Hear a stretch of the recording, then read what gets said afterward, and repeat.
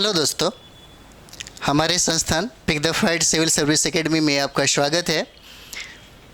हमारे यहाँ अभी जो ऑनलाइन और ऑफलाइन जो क्लास चल रहा है वो बिहार दरोगा के लिए है और 69 बीपीएससी का क्लास चल रहा है। और आज हम लोग जो पढ़ने वाले हैं वो मध्यकालीन भारत का दिल्ली सल्तनत का पाठ है, जिसमें हम लोगों ने अभी गुलाम वंश को ख़त्म किया। और आज से जो क्लास हमारा चल रहा है वो है खिलजी वंश। तो देखते हैं कि दिल्ली की गद्दी पे 5 वंशजों ने राज किया था, जिसमें सबसे पहला वंश की अगर बात किया जाए तो उसको गुलाम वंश बोलते हैं। दूसरा जो वंश है वो खिलजी वंश है, और तीसरा जो वंश है वो तुगलक वंश है। चौथा सैयद हो जाएगा और पांचवा लोदी हो जाएगा। हम लोग बारी बारी से इसको 1 बाय 1 देखेंगे। तो आज जो हम लोग करने जा रहे हैं वो है खिलजी वंश।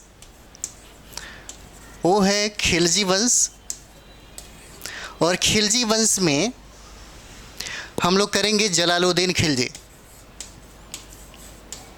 जलालुद्दीन खिलजी के बारे में हम लोग पढ़ेंगे। आज जलालुद्दीन खिलजी के बारे में पढ़ेंगे।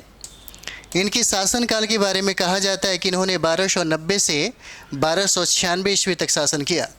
1290 से 1296 ईस्वी तक शासन किया। और खिलजी का टोटल काल है 1290 से लेकर के 1320 तक। अगर देखा जाए तो सबसे ज़्यादा प्रश्न अलाउद्दीन खिलजी से पूछे गए हैं और पूछा जाता है। इक्का दुक्का जो प्रश्न है कभी कभी जलालुद्दीन खिलजी से पूछा जाता है।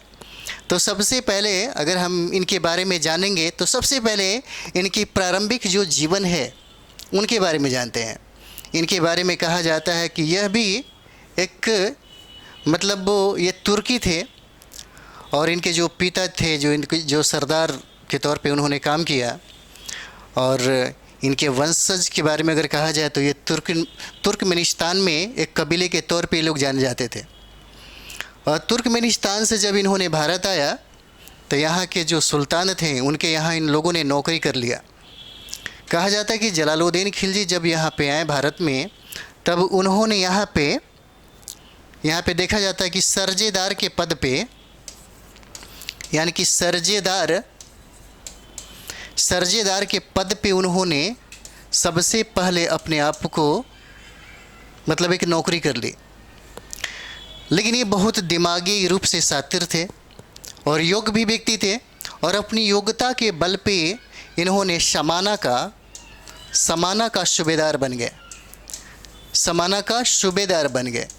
और साथ ही साथ कहा जाता है कि कैकुआबाद जो है उनको ये बहुत ही ज़्यादा अच्छे लगे, और उन्होंने अपने राज्य में एक मंत्री का पद दे दिया। कैकुबाद ने इन्हें एक मंत्री का पद दे दिया। और इनको आरिज ए मुमालिक भी बनाया गया। यहाँ देख सकते हैं, इनको आरिज ए मुमालिक भी बनाया गया। और कहा जाता है कि इन्होंने सुल्तानों के साथ, ये कह सकते हैं कि इन्होंने सुल्तान के लिए मंगोलों से भी युद्ध किया। और मंगोलों से युद्ध करने के वजह से हम ये कह सकते हैं कि सुल्तानों के ये चहेते बन गए। ये बहुत ही ज़्यादा यहाँ पे देखने को मिलता है। लेकिन एक बात और भी थी, उस उम्र में इन्होंने सुल्तान बना जिस उम्र में लोग कब्र की तरफ जाते हैं, जिनकी ज़िंदगी का कोई भरोसा नहीं होता कि कब क्या हो जाए, कब ज़िंदगी इनकी इनका साथ छोड़ दे, ये कोई नहीं जानता। और इनकी असफलता में ये ज़िंदगी का एक रहस्य जो छुप जाता है, जिसके वजह से सामाजिक जो आधार होता है, सामाजिक जो संरचना में बनी हुई इनकी जो योग्यता होती है, इनकी क्षमता होती है और इनका सम्मान होता है, कहीं ना कहीं खो जाता है। और हम ये देखते हैं, बार बार देखते हैं, दुनिया में कोई भी ऐसा सुल्तान हो जिसने जनाधार को अपने हाथों में और उसका दिल जीता, उसने पूरी दुनिया में राज किया। अगर बात करें, चाहे वो किसी भी आधार से हो, चाहे वो व्यक्ति अपनी उदारता के बल पे जनता के अंदर गया हो या अपने कट्टरता के वजह से जनता का दिल जीता हो या डराया हो, लेकिन दोनों के बीच में जो एक मार्ग हो जाती है, जो किसी को खुश करने के लिए अपनी नीति में बदलाव करते हैं कि राजत्व का जो सिद्धांत होता है उसको मिटा देते हैं, तो कहीं ना कहीं वो सबसे ज़्यादा खतरा खुद के लिए हो जाता है। और यही खतरा जलालुद्दीन खिलजी के समय में देखने को मिलता है। इनके एक सबसे बड़े पुत्र थे जिनको इन्होंने खुद खान ए खाना की उपाधि दिया था। खान ए खाना की उपाधि दिया था। और इनका जो द्वितीय पुत्र था जिसका नाम था हिशामुद्दीन, उसको इन्होंने अरकली खां की उपाधि दी। अरकली खां की उपाधि दी। और कहा जाता है कि उस समय इनका एक भतीजा था जिसका नाम था अलाउद्दीन खिलजी। अलाउद्दीन खिलजी को इन्होंने अमीर ए तुजका का उपाधि दिया। अमीर ए तुजका का उपाधि दिया। उसके बाद ये देखने को मिला कि जो अंतिम यानी कि गुलाम वंश के जो अंतिम जो सुल्तान थे, जो कैमूर से कैकुबाद जो थे, इनकी हत्या करके इन्होंने इसकी गद्दी को प्राप्त किया था। कह सकते हैं कि दिल्ली सल्तनत के जो अंतिम जो आप गुलाम वंश के जो अंतिम जो सम्राट होते हैं, जो सुल्तान होते हैं, इनकी हत्या करके 70 साल का बुढ़ा इस सत्ता को हथिया लेता है। आगे हम लोग देखते हैं। और यही वजह होता है कि जो सामाजिक संरचना में और समाज में और राजनीति में जिस तरीके से एक सुल्तान के लिए जो सम्मान होना चाहिए वो बिल्कुल सम्मान नहीं मिल पाता। आप कह सकते हैं कि सामाजिक जो आधार इन्होंने खोया, जो कभी इनको प्राप्त ही नहीं मिला, सामाजिक आधार, उसमें कुछ कारण है। आखिर क्या वजह रहता है कि सामाजिक आधार इन्होंने खो दिया? तो सबसे पहली बात तो ये थी कि ये लोकप्रिय नहीं थे। कहीं ना कहीं इन सबसे बड़ी बात है, किसी भी सुल्तान को, जैसे मानते हैं कि अलाउद्दीन, ये इल्तुतमिश की मृत्यु के बाद आप कह सकते हैं कि जब बलबन के समय की बारी आती है तो बलबन को ये बात एहसास हो जाता है कि जब तक ये चालीसा दल रहेगी इनकी प्रसिद्धि हासिल नहीं हो पाएगी। और समाज में एक जो माहौल बनता है, समाज में एक डर होता है, और राजत्व का जिस तरह उन्होंने सिद्धांत दिया जिसके वजह से खुद फेमस हो गए, उनको ये नहीं मिल पाता जब ये अपनी रणनीति में बदलाव नहीं कर पाते। लेकिन जलालुद्दीन खिलजी के समय में देखा जाता है कि उतना ज़्यादा लोकप्रिय नहीं थे और उन्होंने लोकप्रियता हासिल करने के लिए कोई बेहतर काम भी नहीं किया। और दूसरी बात ये थी कि इनका उम्र भी हो चुका था, 22-70 वर्ष इनका उम्र हो चुका था। इस उम्र में आदमी क्या कर पाएगा? जीना भी मुश्किल होता है, समाज और प्रशासन में और राजनीति में बेहतर काम करना और भी मुश्किल होता है। सबसे जो इम्पोर्टेंट चीज़ होता है जिसके वजह से इनकी सम्मान यहाँ के राजनीति में नहीं मिला, वो था बलबन की नीति में परिवर्तन कर देते हैं। नीति में परिवर्तन, ये परिवर्तन क्या है? सबसे बड़ी बात है कि जो लौह और रक्त की जो नीति होती है, जिसके बदौलत और जिसके आधार पे बलबन ने सत्ता का निर्माण किया था, वो यहाँ तक आते आते उसमें क्या हो जाता है? परिवर्तन हो जाता है। और परिवर्तन बिल्कुल सरल तरीके से होता है, सरल तरीके से। और ये सरलता इतनी ज़्यादा हो जाती है, उदारता इतनी ज़्यादा हो जाती है कि सबसे ज़्यादा खतरा जलालुद्दीन खिलजी को ही हो जाता है। उसके बाद हम लोग आगे देखते हैं कि इस वजह से क्या होता है ना कि इनके जो अमीर है, जो इनके सरदार हैं, ये लोग हमेशा इनसे ईर्ष्या करते हैं, इनको अपने बराबर का व्यक्ति मानते ही नहीं है। और ईर्ष्या इस तरीके से करते हैं कि हमेशा इनकी समझिए कि इनकी सत्ता के विरुद्ध में ये लोग हमेशा षड्यंत्र रचते हैं। और दूसरी बात ये हो जाती है कि कभी भी जैसे होता है कि बलबन ने खुद को साबित करने के लिए, और जितने भी चालीसा दल होते हैं, जितने भी लोग होते हैं, उनसे अपने आप को ऊपर उठाने के लिए बोला जाता है कि मैं अफराशियाब का वंशज हूँ। जब भी मैं नीच कुल के व्यक्ति को देखता हूँ तो मेरी हाथें तलवार की तरफ उठ जाती है, ऐसा लगता है कि मुझे उसका गला काट देना चाहिए। तो यहाँ पे देखा जाता है कि जलालुद्दीन जो खिलजी होते हैं वो कोई ऊंच घराने से बिलोंग नहीं करते हैं, ऊंच घराने से बिलोंग नहीं करते हैं, जिसके वजह से इनकी जो सामाजिक जो आधार है वो बेहतर नहीं हो पाता है। तो ऐसे बहुत सारे कारण हैं, बहुत सारे कुछ कारण ऐसे हैं जिसके वजह से कहीं ना कहीं सामाजिक आधार को बनाने में असफल हो गए और असफलता इनको कहीं ना कहीं बर्बाद कर दिया। तो फिर इनकी कुछ नीतियों के बारे में और आगे पढ़ते हैं। सबसे पहले बात देखते हैं,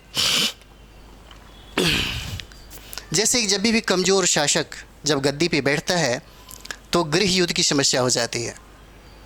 तो गृह युद्ध की समस्या अगर देखा जाए यहाँ पे, तो गृह युद्ध की समस्या थी क्योंकि सबसे पहले जो सुल्तान ने सबसे पहले बलबन के रक्त और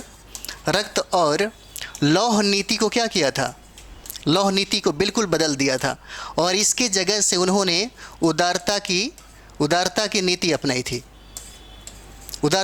अपनाई थी।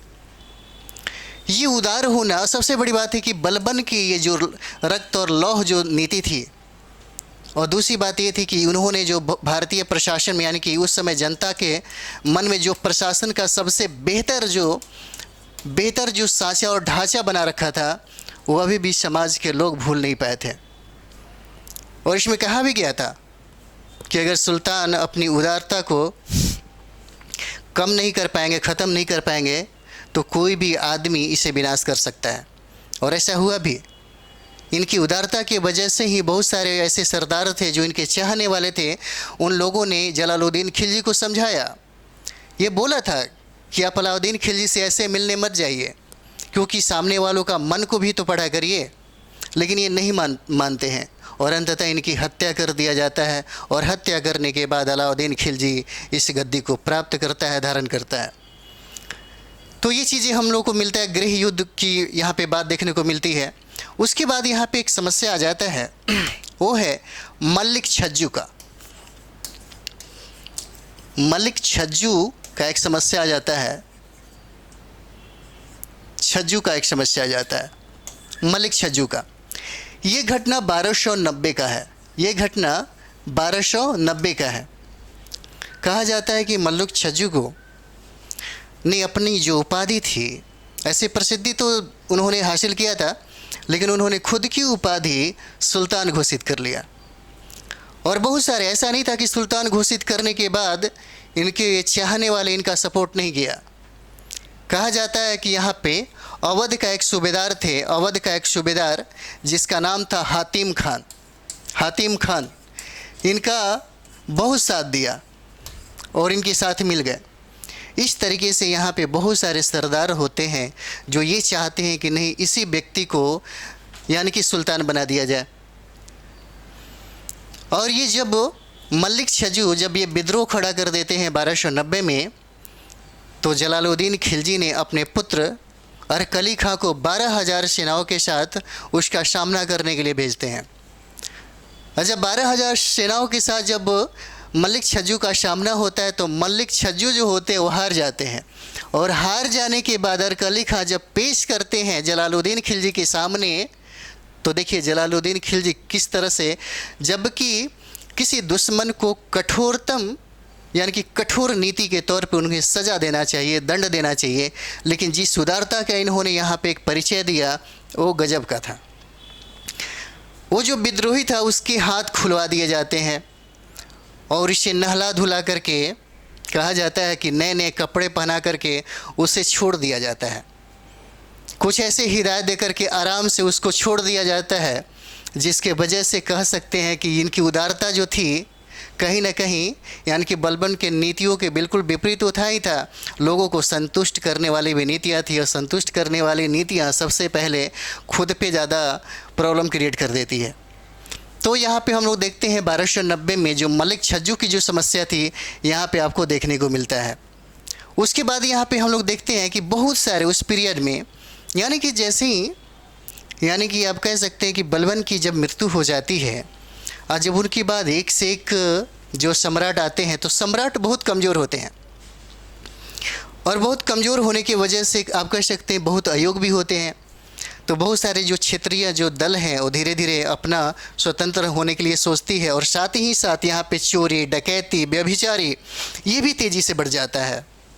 कहा जाता है कि चोर डकैतों को सज़ा देने के बदौलत उन्होंने एक काम किया था। जलालुद्दीन खिलजी ने बहुत सारे चोरों डकैतों को और डाकुओं को एक गिरोह को पकड़ा और नाव पे बिठा के लखनौती भेज दिया। यानी कि उस तरह से उनको कठोर सज़ा नहीं दी। कठोर अगर सज़ा दिया गया होता तो बात अलग होती। उसके बाद हम लोग यहाँ पे देखते हैं एक और भी है जो बहुत ही फेमस है, वो है सिद्दी मौला। वो है सिद्दी मौला। ये सिद्दी मौला की घटना होती है। कहा जाता है इनके बारे में कि यह एक ईरान के संत थे। यह धार्मिक व्यक्ति थे और धार्मिक व्यक्ति का जो स्थान होता है समाज में बहुत ही प्रसिद्ध होता है, बहुत ही फेमस हो जाते हैं। और इनकी प्रसिद्धि इतनी ज़्यादा हो जाती है कि यहाँ पे इनके जो पुत्र होते हैं, जो सुल्तान के पुत्र होते हैं, खाना ये भी इनके शिष्य हो जाते हैं। और इनके शिष्यों में अमीरों की संख्या बहुत ज़्यादा बढ़ जाती है। और अमीरों की संख्या बढ़ने की वजह से इनके अंदर जो महत्वाकांक्षा है वो जग जाता है और ये खुद सोचते हैं कि हम भी सुल्तान बन सकते हैं। और सुल्तान बनने के लिए उन्होंने क्या किया, एक विद्रोह कर दिया। कहा जाता है कि सिद्दी मौला ने जब विद्रोह किया और जब इसको जलालुद्दीन खिलजी ने पकड़ लिया तो जलालुद्दीन खिलजी ने बोला कि आपने जो गलती किया है उसे स्वीकार करिए। लेकिन इन्होंने क्या किया, उस गलती को स्वीकार करने से मना कर दिया। तो कहा जाता है कि इनके पुत्र ने, इनके बारे में कहा जाता है कि इनके पुत्र ने यानी कि अरकली खां ने हाथी के पैरों से इस व्यक्ति को कुचलवा के मार डाला। तो ये जो विद्रोह था इस तरीके से यहाँ पे ये भी ख़त्म हो जाता है। उसके बाद हम इनके बारे में कुछ जानते हैं। इनका कुछ विदेश नीति है जो बड़ी अलग तरह के है। यानी कि हम लोग यहाँ पे पढ़ेंगे इनका जो विदेश नीति है, इसमें हम लोग देखेंगे। सबसे पहले एक चीज़ है यहाँ पे रणथंभौर पे आक्रमण। आप कह सकते हैं यहाँ पे इनका जो था रणथंभौर पे आक्रमण जो होता है, पराक्रमण,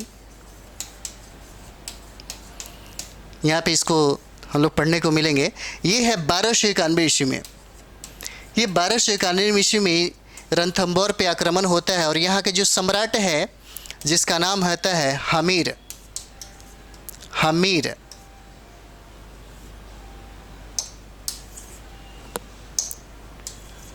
हमीर नाम रहता है इनका। इनके बारे में कहा जाता है कि इन्होंने किले का इस तरीके से निर्माण कर दिया कि उसे तोड़ना बहुत ही मुश्किल था।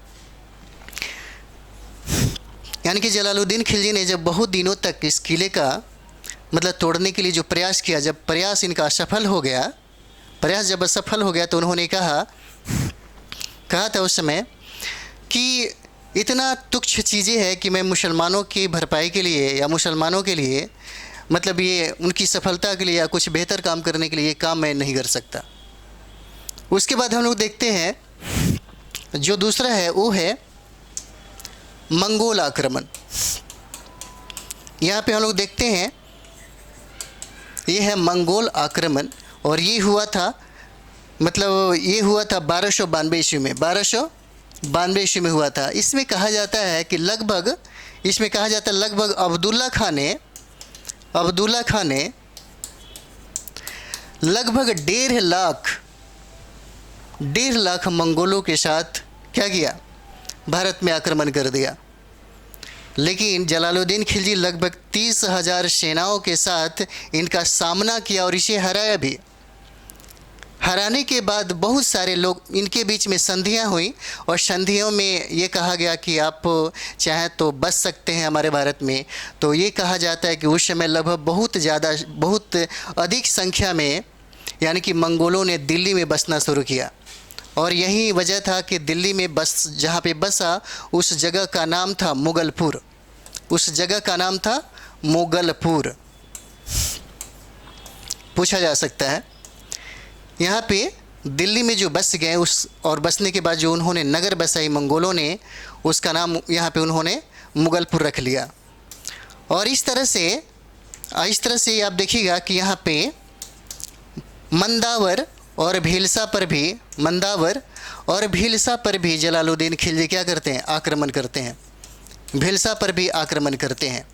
और इस तरीके से हम लोग आगे देखते हैं कि लगभग 1294 ईस्वी में कहा जाता है कि जलालुद्दीन खिलजी के आदेश पर ही दक्षिण भारत में पहली बार यानी कि अलाउद्दीन खिलजी के द्वारा देवगिरी पे आक्रमण किया जाता है। हम लोग यहाँ पे देखेंगे आगे, यानी कि देवगिरी पे आक्रमण होता है। उसके बाद हम लोग लास्ट में देखते हैं, यहाँ पे एक चीज़ और भी देखने को मिलेगा कि देवगिरी पे जब आक्रमण करने वो गए तो वहाँ का जो सम्राट है, वहाँ के जो शासक हैं, उसका नाम है रामचंद्र देव। तो देखा गया कि जब ग्वालियर यानी कि जलालुद्दीन खिलजी जब ग्वालियर थे, जब ये ग्वालियर थे तो इनको पता चला कि दक्षिण से यानी कि देवगिरी से बहुत सारे संपत्तियों को लूट करके अलाउद्दीन खिलजी कहाँ आ रहा है, कड़ा में आ रहा है। और किसी खबरी से इनको पता चला कि अलाउद्दीन खिलजी इस बार इतने धन संपत्ति को लूटा है, इतने धन संपत्ति उसको मिला है कि दिल्ली सल्तनत में रहने वाले जितना भी सुल्तान हैं उनको आज तक ऐसा संपत्ति नहीं मिला। अंदर से उन्हें खुशी भी थी और उनको लगा कि नहीं चलो मिल लेते हैं उनसे। और कहा जाता है कि जब इन्होंने यानी कि जब ये आप प्रस्थान करते हैं अलाउद्दीन खिलजी से मिलने के लिए, तो गंगा नदी के जब मध्य में ये जाते हैं वहाँ पे, तो अलाउद्दीन खिलजी के द्वारा इनकी हत्या कर दिया जाता है। और हत्या करने के बाद दिल्ली सल्तनत की गद्दी पे अलाउद्दीन खिलजी बैठ जाते हैं। इस तरीके से हम लोग देखें तो ये एक जो स्टोरी के तौर पे था जलालुद्दीन खिलजी के बारे में। और ये टॉपिक आपका समाप्त हुआ। उसके बाद हम लोग इसके बाद अलाउद्दीन खिलजी पढ़ेंगे। अलाउद्दीन खिलजी के बारे में बहुत ही ज़्यादा विस्तार से हम लोग बात करेंगे, क्योंकि यहाँ से बहुत ज़्यादा प्रश्न पूछा जाता है। और इसी के बारे में हम लोग फिर से हम लोग पढ़ते हैं नेक्स्ट वीडियो में। तब तक के लिए धन्यवाद।